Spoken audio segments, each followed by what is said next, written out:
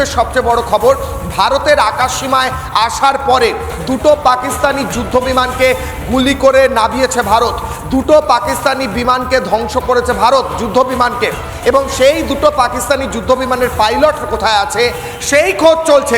আমি আমাদের ground রিপোর্টারদেরও ready করতে বলবো, তারাও একদম গ্রাউন্ড থেকে খবর তুলে ধরছে। পাকিস্তান ভারতের এয়ার স্পেস লঙ্ঘন করার সাহস দেখায়, ভারতের আকাশ সীমায় ঢোকার সাহস দেখায়। পাকিস্তান নিকৃষ্ট একটা দেশ, যে দেশের পাকিস্তানি এয়ারফোর্সের কোনো লোকের স্কিল নেই বিমান চালানোর, তারা নাকি ভারতের এয়ার স্পেসে আসবে।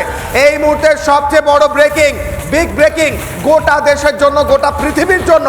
ভারত দুটো পাকিস্তানি জেট, পাকিস্তানি যুদ্ধ বিমানকে ধ্বংস করে দিয়েছে এবং পাইলটের খোঁজ চলছে।